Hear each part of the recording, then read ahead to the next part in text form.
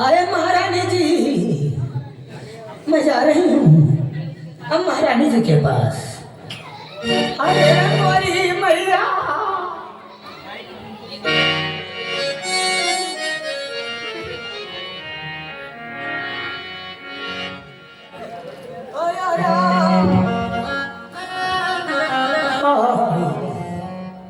ओ महारानी जी,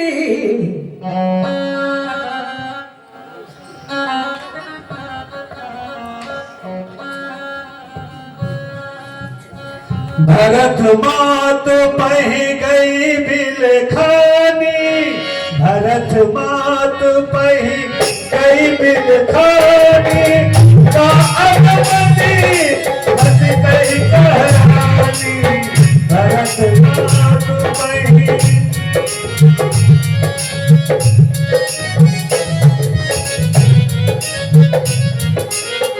उतर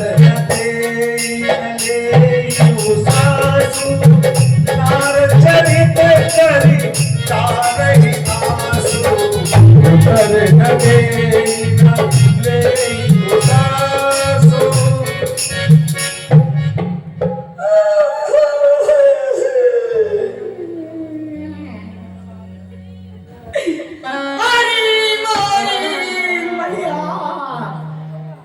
हेलो, अरे आज ये मेरी प्यारी दासी को पता नहीं क्या हो गया है। जब भी हमारे महलों में आती थी तो बड़ी हंसी खुशी से आती थी। आज ये पता नहीं कैसे मुंह बना रही है, मेरी तो कुछ समझ में नहीं आ रहा है। चलती हूँ, पूछूंगी क्या बात है। अरे प्यारी दासी, ये तो बहुत नाराज है हमसे। दासी देखो कितनी खुशी का मौका है, हर तरफ देखो साज सजावट चल रही है और ये पूरी अयोध्या धाम को कितनी सुंदरता से सजाया गया है। तुम्हें पता है दासी कल क्या है? तुम्हें नहीं पता है कल मेरी बड़ी बेटी राम का राज्य अभिषेक होगा और हम सब लोगों ने 16 श्रृंगार किए हुए हैं। और पर ये तेरे बिखरे बिखरे बाल मुझे शोभा नहीं देते हैं दासी। और हम सब ने शीशे गुथाए हैं, पर तूने क्यों ये बाल बखेरे हैं? और तूने क्यों ये बाल बखेरे हैं? तू जो रो रही है ये सगुन साहित्य, ये कैसे लक्षण तेरे हैं? तू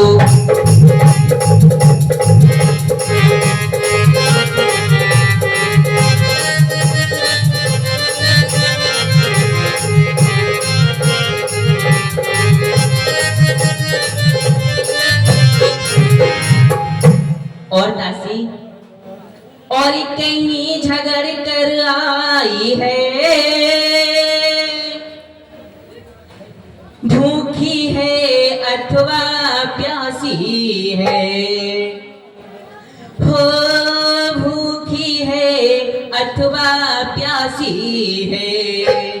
और मेरी सौगंध बता दासी, और दासी क्यों तुझे उदासी है? मैं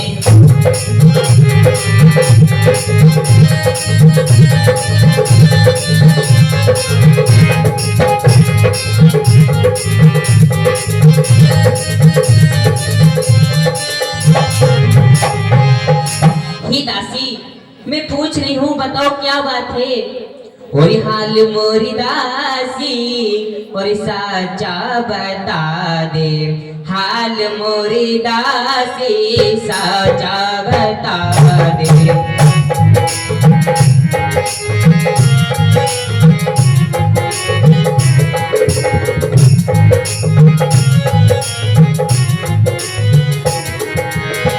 साचा सोना दे दासी, साचा सोना दे, साचा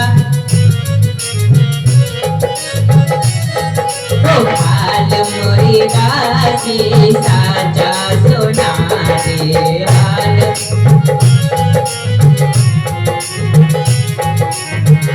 किसी ने दासी तुझसे कुछ तो कहा है, किसी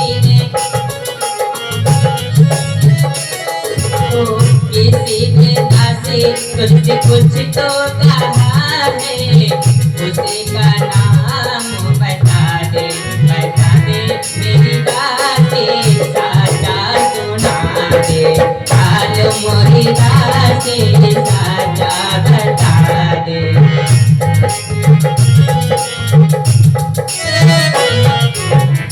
बताओ दासी क्या बात है? रानी जी जरा इधर देखो, अब घर घर में है धूम, अब कल राज तिलक है राम का, क्या तुम्हें नहीं मालूम? मुझे तो पता है दासी, लेकिन बात क्या है मुझे बात बताओ। होगा कल जिसका राज तिलक। अच्छा समझ रही हो? हाँ मैं सुन रही हूँ।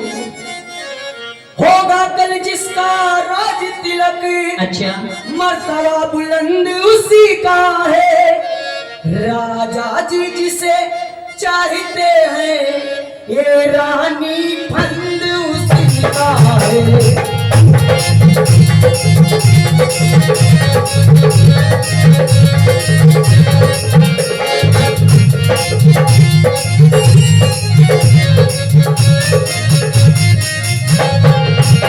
और महारानी जी, कुछ तुम्हें दिखाई देता है, ये खुशी नहीं है मातम है, बजते हैं यहाँ जो नकारे, आवाजों में उनकी गम है।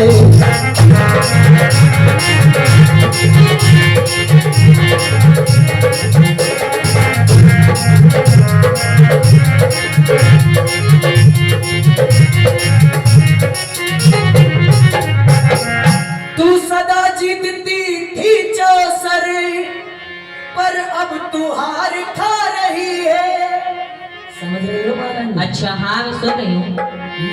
गोट देख तेरी रानी इस घर पे मार खा रही। अच्छा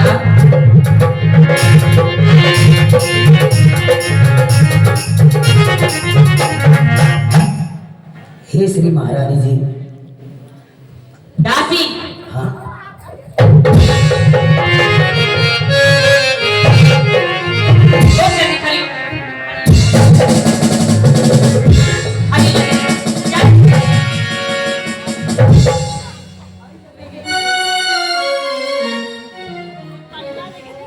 किसी ने सही कहा है, अंधे काले कुबड़े कवाने खाए खूबरे कुटिल कुचाली जानी, नृत्य विशेष पंचेर कई भरत मात मुस्कानी।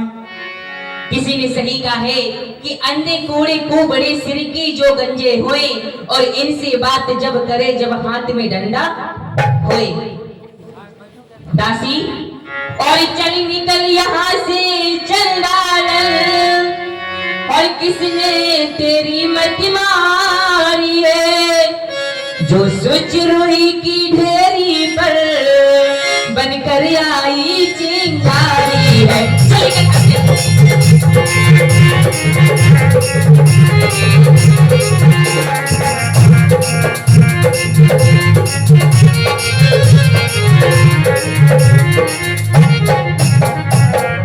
और सुनती है, और फिर के जो ऐसे वचन कहे, तो ये अपना मुंह देख रही है, और फिर के जो ऐसे वचन कहे, तो ये मुंह तेरा नुचवा लूंगी। कल होगा जिस क्षण युमराम राज, तुझको मुंह मांगा लाऊंगी।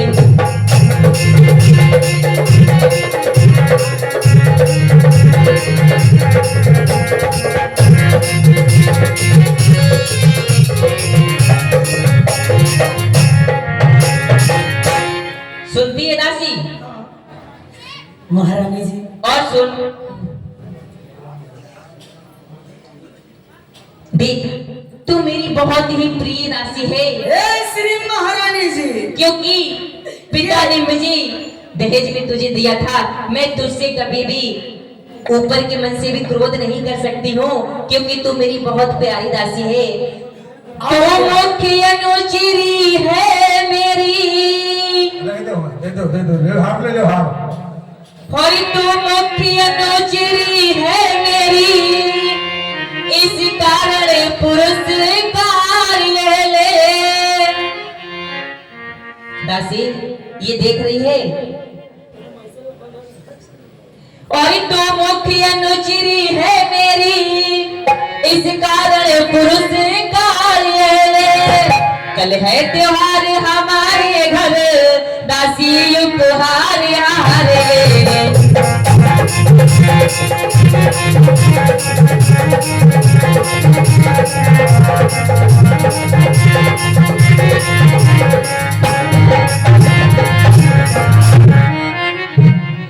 हे महारानी जी, कहिए। ये हार तुम्ही को शोभा दे। दासी न माल की लालचिन है, क्योंकि महारानी जी मैं जानती हूँ कुछ भी हो, लेकिन मैं तो दासी ही हूँ। इसलिए महारानी जी कहना है कि कहिए। मुझको क्या ऐसी गरज पड़ी जो अपना मुंह न चुआऊंगी। समझो महारानी, समझ रही हूँ। मुझको ऐसी क्या गरज पड़ी है जो मैं अपना मुंह न चुआऊंगी। दोनों में कोई राजा हो, मैं तो दासी ही कहलाऊंगी। हे श्री महारानी जी, कहिए। जरा ये देखो, आप जिसे हर वक्त बीबी दीदी कौशल्या को किया करती हो, कितनी चतुराई से। और महाराज को भी देखो कि आपके दोनों बेटे को, भरत और शत्रुघ्न को, आपके मायके में भेज दिया, मामा जी के घर, जैसे वो दोनों मामा जी के ही लड़के हों। और फिर महारानी जी, एक बार अगर ये राम राजा हो गया तो जानती हो क्या होगा? क्या होगा दासी? तुम्हें महलों में दासी बना के रखा जाएगा और भरत रणवासों में रहेगा, यानी दास बनकर। इसीलिए महारानी जी, मैं आपसे कह रही हूँ कि इस वक्त आप जरा तनिक विचार करके देखें। ओ दुष्ट हो पापनी मौन, ओ दुष्ट हो पापनी मौन, और राजपाट के बारे में तू होती है कौन? शायद तुझे ये पता नहीं है, मैं जितना प्रेम अपने बड़े बेटे राम से करती हूँ और उससे कई ज्यादा भी मैं अपने भरत से करती हूँ। लेकिन दासी, तू ये ऐसी बात कहते तुझे बिल्कुल शर्म नहीं आती है? सुन मैं तुझसे क्या कह रही हूँ। मुझको समान है राम भरत, सही। एक ही पेड़ की शाखे हैं।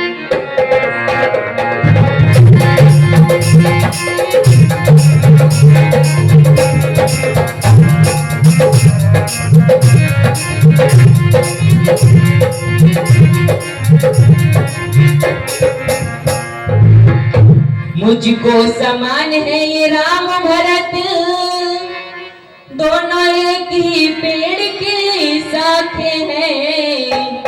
और मुझे चिड़िया के दो पर है ये, मुझे चिड़िया के दो पर है ये, मेरी दोनों आंखें हैं।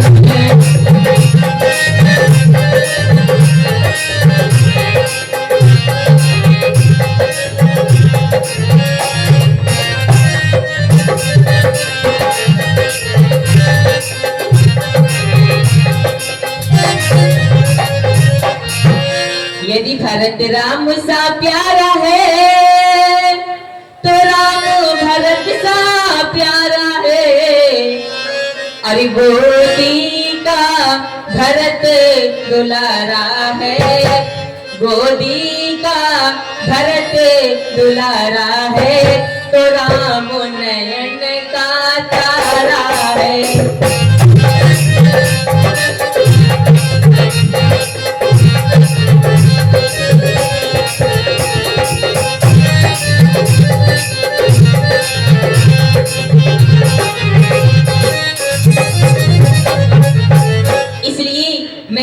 कभी भी अपने दोनों बेटों यानी मैंने कभी भेदभाव नहीं किया है। मैं उतना ही प्रेम करती हूँ जितना कि अपने बड़े बेटे राम से करती हूँ दासी। महारानी जी, कहिए हमें तो विदित हो रहा है कैसा? कि उस कौशल्या पे विधना कितने मेहरबान है। जब वो श्री राम राजा बनेगा तो तुम्हारी हालत जानते हो कैसे हो जाएगा? कैसे? जैसे दूध में मक्खी बढ़ जाती है, हलवाई लोग सूती कपड़े में दूध को छान लेते हैं और मक्खी को निचोड़ के फेंक देते हैं। ऐसे ही तुम्हें ये कौशल्या राज के बाहर निकाल देगी महारानी जी। कहिए। क्योंकि मुझे भरत बबुआ का ज्यादातर इसलिए ख्याल रहता है क्योंकि बरसों से मैंने उसे अपने इन्हीं हाथों में खिलाया है, इसलिए। अच्छा दासी, अब ध्यान मुझे भी होता है, अब ध्यान मुझे भी होता है और अपना अपना होता है और गैर गैर ही होता है। लेकिन दासी मैं क्या करूं, तुम ही बताओ। महारानी जी, आपके 2 वरदान महाराज के पास में हाथी के रूप में रखे हुए हैं। हाँ, देवासुर संग्राम वाली बात याद करो। पहले वरदान में आप अपने भरत बबुआ के लिए अयोध्या का साम्राज्य मांग लेना और दूसरे वर में श्री राम के लिए 14 वर्षों के लिए वनवास। दासी हाँ? भरत को राज हो जाए ये तो ठीक है, लेकिन सुनो दासी मेरी एक बात। और है रामचंद्र और राजकुमार और कोमल है निरपराधी है। बन को तो 14 वर्ष बहुत, 2-4 वर्ष ही काफी है।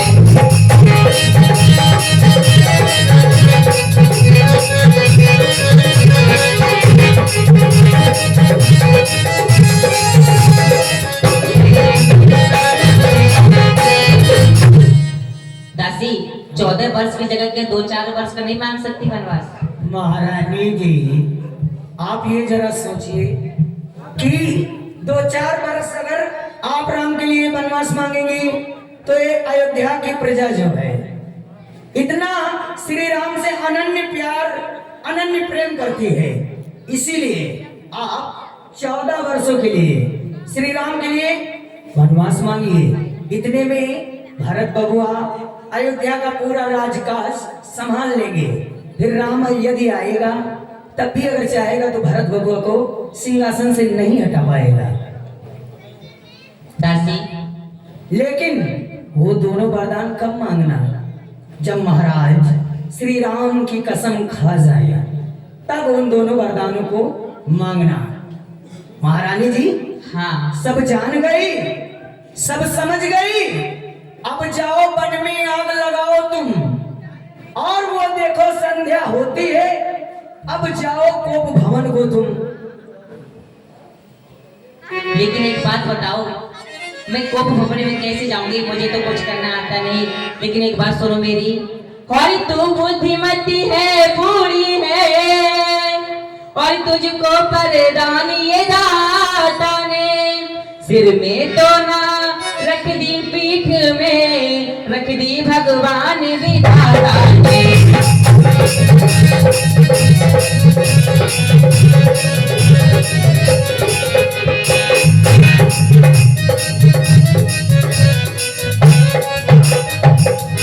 लेकिन मैं कोप भवन में जाऊंगी कैसे? मुझे तो कुछ आता नहीं है, मुझे बताओ। महारानी जी, हाँ एकदम आप अपने बाल बिखरा लीजिए। हाँ ये कंगन चूड़ी ये सब पीठ मुकुट हटाकर हाँ। आपको भवन में जाएं। इसका मतलब तेरे चरित्र दिखाना होगा। हाँ, समझ गई? पहले मुझे दिखाओ कैसे होता है। कैसे होता है? हाँ, मान लीजिए थोड़ी देर के लिए मैं राजा बन गया, तुम रानी बन जाओ, और फिर मुझे बताओ, फिर वैसे ही करूंगी मैं। हाँ, हाँ ऐसे अपने बालों को भी खेड़ लिया, हाँ हाथों के कंगन को तोड़ दिया, हाँ। एकदम कैसे? ऐसा महसूस हो कि हाँ ये किसी की नहीं, इनसे किसी का वास्ता ही नहीं है। जब महाराज सुनेंगे तभी तुरंत आपके पास आएंगे, क्योंकि आपके कुल में कोप भवन में तभी कोई गया है जब उसकी जान पे आ जाए, समाधान ना उसे हो सके। समझ में आई बात? ठीक अब है। मैं जा रही हूँ। ठीक है, तुम जाओ।